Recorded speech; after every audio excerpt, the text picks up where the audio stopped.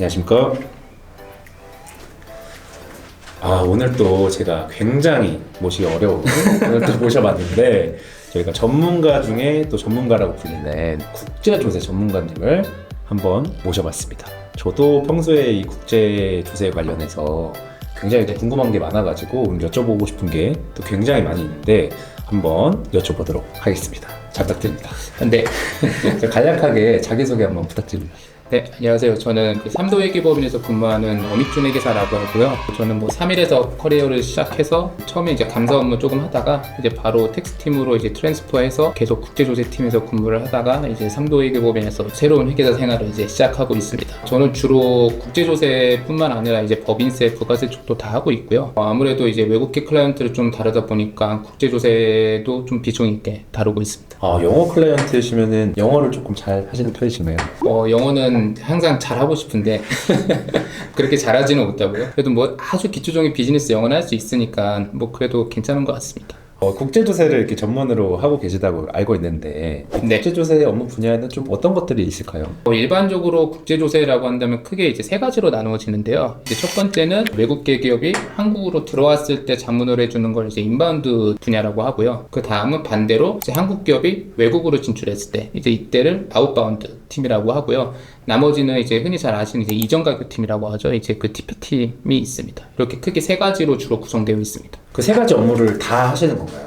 저는 이제 주로 인바운드 팀에만 있었기 때문에 이제 인바운드라고 한다면 사실 주로 이제 내국세를 많이 다루거든요. 국제조세와 내국세를 많이 다루게 되고, 나머지 아웃바운드 팀과 TP팀은 사실 해외 텍스를 많이 하는 분야이기 때문에 저는 이제 인바운드 쪽으로 주로 하고 있습니다. 이제 그 텍스 론스텝 업무를 많이 하신다고 제가 들었는데, 네. 이 텍스 론스텝 업무라는 게 조금 생소할 수 있을 것 같아요. 네. 정확히 어떤 걸까요? 론스텝이라고 한다면 이름 그대로 먼저 번역을 해보자면 사실 스텝을 빌려주는 거잖아요. 한국어로 한다면 이제 일종의 파견 업무라고 생각하시면 될 것 같고요. 기업에서 인원 감축 등의 이슈가 있을 때 외부 회계사를 채용하게 되면은 아무래도 계약 기간이 정해져 있기 때문에 본사의 어떤 정책대로 바로 반영할 수 있기 때문에 론스텝에 대한 수요가 조금 있는 것 같습니다.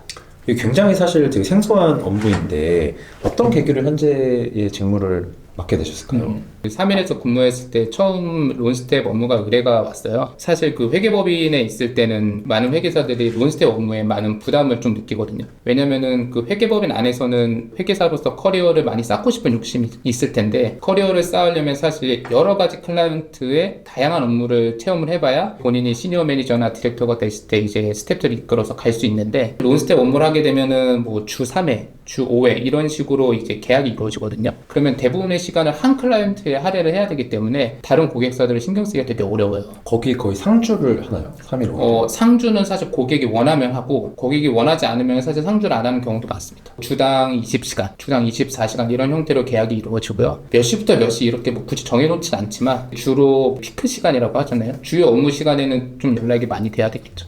그 직군에서 일단은 원래 좀 꺼려하는 업무였는데 연락이 와가지고 이렇게 맡게 되신 건가요? 네, 그래서 저도 처음 갈 때는 론스텝 업무라니 약간 이런 생각이 많이 있었는데, 사실 실제로 해보니 여러 가지 장점도 많이 있더라고요. 어떤 혹시 장점이 있을까요? 예를 들어서 회계사로서 계속 이제 업무를 진행하다 보면은 감사든 텍스든 딜이든 고객사에 자료 요청을 계속 하잖아요. 근데 회계사님도 잘 아시겠지만 자료 요청을 하다 보면은 왜 이런 기본적인 자료가 이렇게 안 나올까? 왜 이런 자료가 잘 안 맞지? 이런 생각을 많이 하시잖아요. 많이 하죠. 그런데 이 론스텝 업무를 하게 되면은 사실 회사 직원 입장에서 외부 회계법인이 요청하는 자료를 직접 만들어야 되거든요. 회사 노트북을 가지고 이제 회사 ERP에 직접 접속을 해서 자료를 다 다운받고, 그 다운받은 자료가 이제 맞는지 각 담당자하고 또 확인을 해야 되고, 또 그 담당자가 한국에만 있지는 않거든요. 전 세계에도 흩어져 있기 때문에 또 각 담당자들한테 확인을 하고, 그리고 나서 이제 회계법인에 전달해야 되기 때문에 이러한 과정들을 이제 직접 경험을 해보게 되면은 이래서 고객사가 이 자료를 만드는데 어려움이 있었고 바로바로 대응해 주시는 회사 관계자분들이 얼마나 감사한지 이런 것도 좀 깨달을 수 있습니다. 일반적인 또 텍스 팀이 제공하는 이 업무 범위랑은 조금 다른 것 같아가지고, 네. 이걸 업무를 수행하는 과정은 어떻게 되나요? 저도 지금 삼도회계법인에 와서 맨 처음부터 이제 론스텝을 하려고 생각을 했던 건 아니고요. 정말 우연한 기회에 이제 지인이 좀 소개를 해주셔가지고 맨 처음 시작을 하게 됐습니다. 제가 또 아무래도 이제 개업 회계사다 보니 론스텝 업무를 시작을 하게 되면서 한 곳에 집중을 할 수가 있더라고요. 예를 들어서 다른 고객사가 많으면은 사실 론스텝 업무에 집중하기가 어려운데, 지금 여기서는 이제 제 고객사에 더 집중을 하게 되고, 집중을 하게 되는 만큼 사실 제가 제공하는 업무에 퀄리티도 올라가기 때문에 뭐 자연스럽게 고객사에서도 좀 만족을 해주셨고, 그러고 나서 그 고객사에서도 이제 다른 분을 또 소개를 시켜주시고, 뭐 이런 과정이 좀 이어졌던 것 같습니다. 그리고 이게 론스텝 업무의 특성상 사실 회사 내부 일을 해주게 되잖아요. 그러면은 그 회사의 각 특성이 있기 마련인데, 사실 처음에 진입하기는 어렵지만 진입을 해서 계속 업무를 하다 보면은 회사 내부 사정을 사실 잘 알게 되다 보니까 회사에서 더 의지하게 되는 경향이 있는 것 같습니다. 새로운 사람 채용하려고 하는데 이 사람이 SAP를 하지 못한다 라고 하거나, 아니면 다른 회계법인을 이제 좀 사용할 일이 있었는데 회계법인의 회계사들이 SAP를 사용하지 못한다 라고 하면은 또 중간에 회사 담당자가 껴서 SAP에 대한 자료도 전달해야 되고, 이런 과정들이 불필요하게 발생을 하게 되는데, 이제 애초에 담당자가 SAP도 다룰 줄 안다면 사실 회사 입장에서는 비용적으로도 시간적으로도 많이 단축시킬 수 있기 때문에 더더욱 이점이 생기는 것 같습니다. 그렇군요.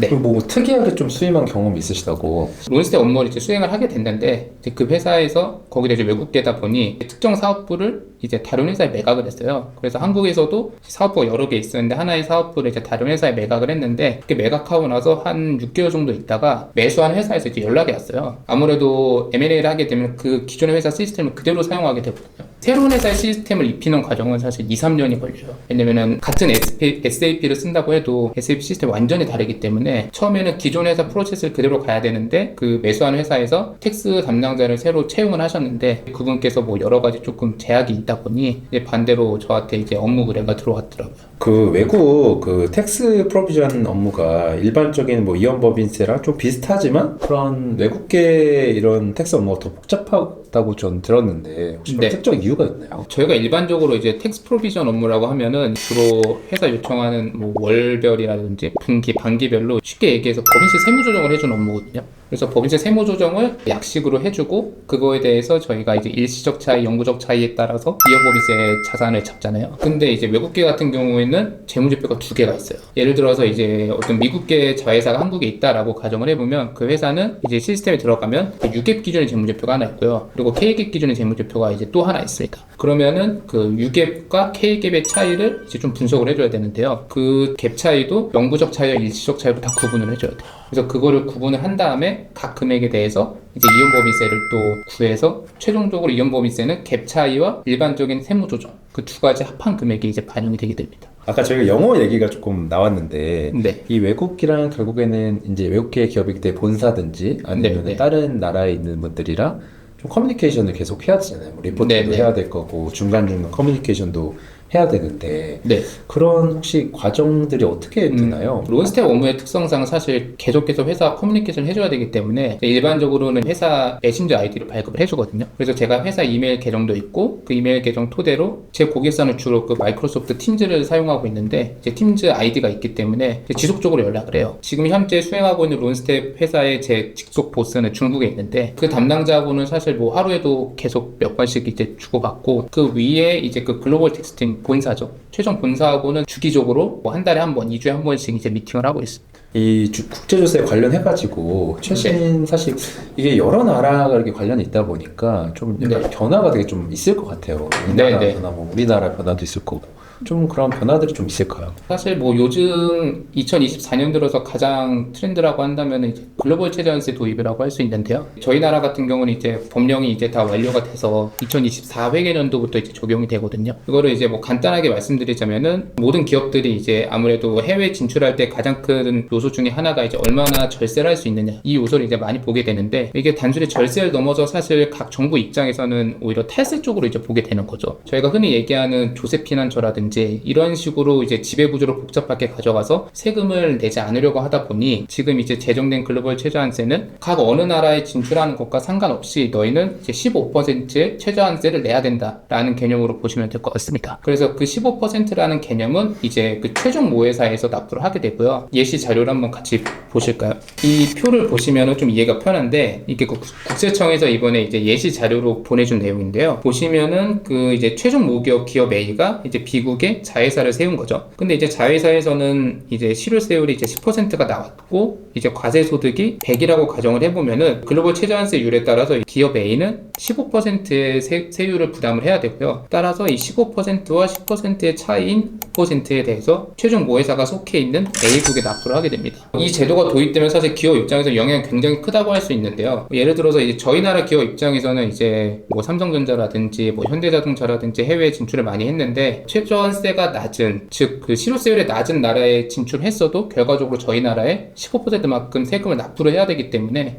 상당히 영향이 크다고 할 수 있습니다. 그래서 이거 같은 경우는 현재 지금 뭐 국세청 자료에 따르면 신고 기한이 2026년 6월 말로 되어 있는데요. 좀 넉넉하게 2년 반 정도 기간을 준 거죠. 아무래도 이제 첫 해기도 하고 실질적으로 지금 다른 나라에서 많이 도입은 했지만 도입하지 않은 나라들도 있기 때문에 26년에 실제로 과제로 이어질지는 사실 조금 더 두고 보긴 해야 될 것 같습니다. 평소에 이런 업무 만족도는 좀 어느 정도이세요? 사실 뭐 론스텝 업무를 주로 하고 나서는 사실 업무 만족도가 많이 올라갔는데요. 아무래도 고객사에서 제공하는 업무가 이제 루틴 업무가 좀 많이 있거든요. 그래서 처음에는 사실 시간 투입을 많이 해야 되지만 아무래도 그게 루틴하다 보니 또 사람이 적응하게 되고 효율적으로 시간을 좀 사용을 할 수가 있어요. 업무 시간도 이제 계약상 주 5일을 다 하는 경우는 많지 않고요. 주로 이제 뭐 주 3회 또는 주 20시간 이런 식으로 계약을 하기 때문에 나머지 시간에 제가 다른 업무를 할 수도 있고 또 자기 개발을 한다든지 아니면 또 저는 육아를 해야 되기 때문에 또 육아에도 좀 제가 신경을 쓸 수 있고 이래서 많은 장점이 있는 것 같습니다. 마지막으로 또 시청자분들에게 한마디 하고 네. 마무리하도록 하겠습니다. 오늘 이렇게 먼저 초대해 주셔서 감사드리고 저도 회계사로서 사실 이런 업무를 하게 될 줄 몰랐는데 이런 다양한 업무를 회계사가 하고 있다는 걸 알릴 수 있는 좋은 기회가 된 것 같아서 감사하게 생각하고 있습니다. 여러분들도 국제조세에 만약에 관심 있으신 분들은 또 공부를 해보시면 좋을 것 같고, 이 업무 범위가 저는 사실 이제 전 세계적으로 좀 글로벌하게 운영이 되잖아요. 이제 점점 더 저는 그렇게 또 심해질 거라고 보고, 그래서 이쪽으로 또 이제 업무를 해보시는 것도 추천드립니다. 네. 감사합니다. 네, 감사합니다.